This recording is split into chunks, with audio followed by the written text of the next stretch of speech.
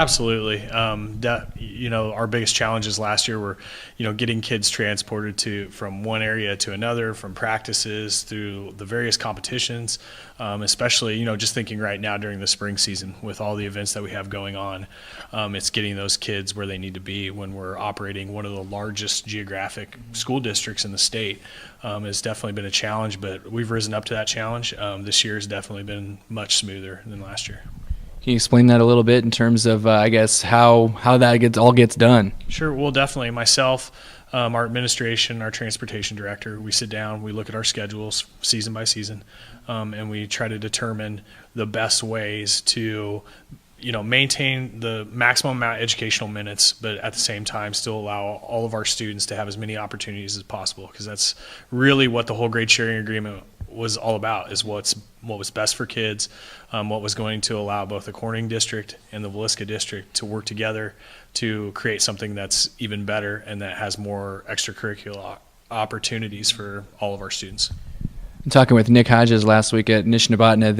They're 4 or 5 years down the road now with that, and he said early on you saw Hamburg in this corner, Farragut in this corner, but then it's just everybody's kind of figured it out. I mean, are you seeing that more integration-wise, rather than just two in different corners? Yeah, most definitely.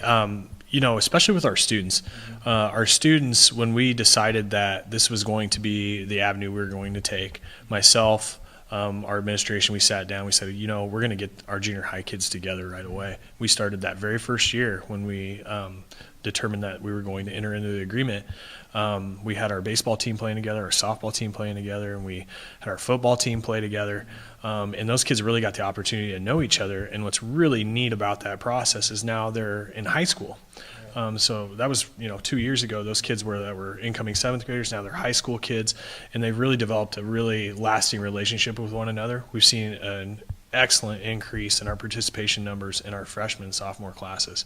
Last year, just for example, we had 16 football players that were freshman incoming players. The year before that, we had 14. Those are numbers that if we maintain, then we have excellent participation. And football is just one glimpse of that. We have the same thing in boys basketball, and we have some very good track and field numbers on the boys side as well this year. So that's really been something that's been a real benefit of this. It's shown those kids that they can compete together and they can compete at a good competitive high level. Great. We're talking a little bit about the upgrades, the new track, and then you talked about a few other things. I don't want to steal your thunder. I guess talk about those two things and what's going on there.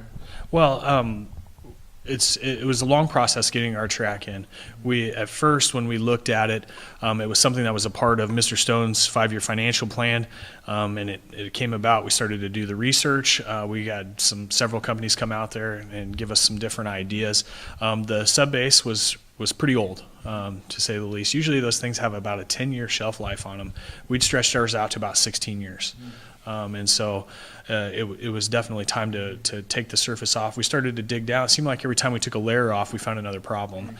And so that extended the time frame and unfortunately pushed that into the next competitive season. So in our first year of Southwest Valley, we weren't able to have track meets. And of course, it was disappointing to me as not only the AD, but a track coach, and also, to our community and to our kids. And so this year, in fact, this week, we're going to have our first Southwest Valley track meet for our kids, and so that's really exciting for us. We have a beautiful brand new surface out there.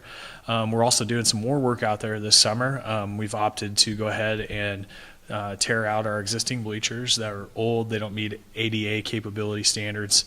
And really they're quite an eyesore and they're dangerous. And so we're going to try to go ahead and get rid of those. We're going to get those out. We just put out bids here in March for companies to go ahead and do work on that. And then we're going to install an attached press box as well to an aluminum structure. So it should be a really, really nice seating area for our football games as well as our track meets in the future to come. So we're slowly making progress out there and really turning that into a real nice facility. So for those that are going to go to the track meets coming up here, be careful in bleachers. Oh yeah, definitely, definitely. One more year. If you've been down here before, they're not the greatest things to sit on, but we're definitely going to do our best, to get those out of there as soon as possible. And August 1 is our target completion date, so we have a nice new seating area for the start of the 2015 football season. Kind of hopping around here just a little bit. Let's talk about you. I mean, you were at Corning before the is it whole grade sharing? Yes. Whole grade sharing with Velisco. Okay, I always, I gotta get that right. Sure. Talk about how where you're from, how you became into the athletic director position. Well, it's I'm originally from Fairbury, Nebraska. I'm Southeast Nebraska guy, and I went to Northwest Missouri State. I graduated from there in 2005, and I was immediately employed within the Corning district. Served as a full-time teacher and girls track assistant coach. I was a volunteer assistant my first year. I just wanted to be involved in the track program somehow, so I helped out with both the boys and girls programs. I had a background in that coming out of high school and going into college as well, and so that was of interest to me. And I also jumped on with the football team and became an assistant right away. Spent time working with the football team the past 10 years. It's been a really great experience. Learned a lot, tremendous amount about the planning and preparation that goes into football seasons. About 6 years ago, I took over as the athletic director here at Corning, and then eventually later into Southwest Valley. And so, it's been a wonderful experience since. This is my 10th year within the district itself. And so I've really got to create some really neat, special relationships with people from all over Southwest Iowa. Now let's kind of get into this past year, kind of start on the fall side and, talk about your coaches a little bit there in football and cross country and volleyball. You had a new football coach. I know you're involved in cross country, and then volleyball wise, it was okay. It's still Wetzel, right? Yeah. Okay. So take me through that. Yeah, definitely. The fall season, we had turnover in our football staff, so we had a lot of turnover there, trying to establish a new program, making the jump from being the 8-man district champion up to 11-man again. In fact, it was a 2-class jump from 8-man through A to 1A. And, we had some really tough competition. Not only in our non-district schedule, which featured Bedford, which is an excellent team and a close rival of ours, but also, we got into district play, and we played Central Decatur. Central Decatur went to the quarterfinals, eventually knocked out by Regino's in the championship game. We played Panorama, who was a quarterfinalist last year. We really hit some excellent competition. So we had a tough transition, and we were playing with a mostly young team. I commented before with a really heavy freshman-sophomore numbers. With 45 kids out for football, 30 of them were in the freshman-sophomore class. And so that's just making that jump it was difficult last year, but you could see it on Monday night, the progression we were making as a football team on Monday nights, and I think that's really going to translate to Friday nights this year. So that should be really exciting moving forward with our football team. Our volleyball team, Coach Wetzel, Lindsay Wetzel's done a fantastic job. She's been the coach here for about 10 years as well. She's established a winning program here. Again, they went deep into the POI tournament, and she really has a lot to do with player development throughout the entire year. Extremely supportive of all girls and boys activities here at Southwest Valley, and that's really translated into a big-time buy-in in her program. And then in cross-country, Coach Winter has done a nice job maintaining excellent numbers in cross-country. Traditionally, we've had a very good, very competitive cross-country teams, and Coach Winter, along with Coach Bentz, her assistant, done an excellent job with recruiting the hallways and getting kids out for cross-country and keeping them in shape. I don't know why I said you were involved in cross country. I was thinking of track there a little bit. But winter, you've got basketball and wrestling, and tell me about those years. Yeah, definitely basketball. New boys basketball coach again this year, new staff. So it's been a lot of turnover in that program, but I see stability coming for that program right now. Again, heavy young numbers. Really competitive in our JV games. We did raise our varsity win total as well. Won a couple of conference games this year. But again, playing with a majority of younger players or inexperienced players. And so I really think that program's on the rise as well. Just with the numbers alone, when we're getting 25 and 30 boys out for basketball, there's going to be some really excellent inter-squad competition, and I think that's only going to drive us to be a better basketball program. On the girls' side, Coach Alan Noggle, who's had a lot of success with the girls' programs for us. He turned around our softball program several years ago and really got it to a couple of regional finals, and he just seemed like a no-brainer as a hire for our girls' basketball team, and he's just done an awesome job motivating kids, getting buy-in, and increasing the win total. And that really, when you increase that win total, that's the easiest recruitment tool throughout your school. And he's done a really nice job with that, and he's got a really solid-looking program for the future there. Coach Wetzel, Coach Jason Wetzel, the husband and wife duo here at Southwest Valley, has a great experience. He's been involved with the wrestling program since he was a Corning graduate in the late 90s, and so he's got some really deep roots with the wrestling program, and he's taken a really young core group of wrestlers. He had 16 out last year, majority of those kids being freshmen, and some really tough freshmen at that. And he's moving those into those guys into some weight classes that they're going to be very competitive in the years to come. So we're really excited through our winter sports as well. Of course, everybody in the state knows about the John Jay. There was this situation this year where you had to use 2 gyms. I guess can you explain that? And then is that probably going to be what's going on going forward? Well, certainly that was a disappointment to us because essentially the state came out and mandated that our wrestling mats had to have 5 feet of distance from outside circle to outside circle.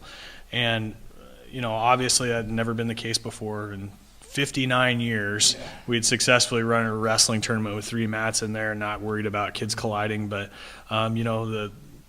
the age we live in with litigation, there are a couple of national lawsuits that kind of forced the hand of the Wrestling Rules Committee, and Iowa's always been on board with the national committee for the most part, and they adopted that rule, and they adopted it at a point where it's pretty late for us to really do much about changing our mat situation. And so we ended up wrestling 2 gyms. We're fortunate enough through our renovation projects here within the school building to have a separate gym in the academic wing. So we were able on Friday night to wrestle an extra round and wrestle on 4 mats. So really from a time perspective, we finished at about the same amount of time. We generally finished Saturday around 6:30. I think this year was pretty close to 6. So that the only thing that the feedback that I got was mostly positive. The only negative is it does take away from the atmosphere. That atmosphere of having that packed gym and just the energy that's there, especially when you get into some of the later rounds, is really an exciting experience. And if you ever get the opportunity to come and check that out, definitely. As far as the future goes, it's really kind of up in the air. We've brought in a couple of companies that have given us some options in terms of what we can do with our available gym space and then the products that they offer. So we're going to look at certainly trying to replace some mats and hopefully getting that back to a 3-mat tournament within that gym. And if not, we do have, we always have that second gym, and we'll continue to wrestle in very much the same fashion as we did this year.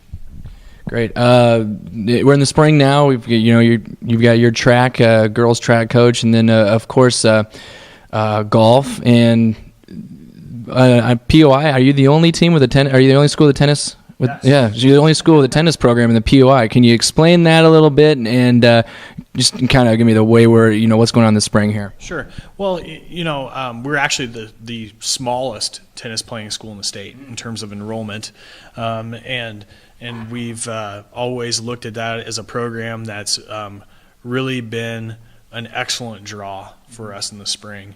It's really helped just getting kids participating, having something to buy into, something that can motivate them to be disciplined, not just as a tennis player but as a student athlete.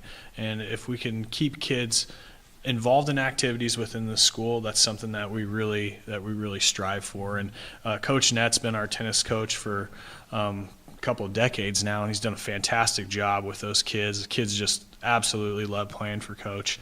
And predominantly we play a Hawkeye 10 schedule. We play a few teams out of the WIC, but by and large we're always playing up, and our kids definitely rise to the challenge. We've had a couple of teams make it to state team tennis before in recent memory, and that's again just something that our kids really enjoy as a program, and I see being a continuous part of what we offer at Southwest Valley.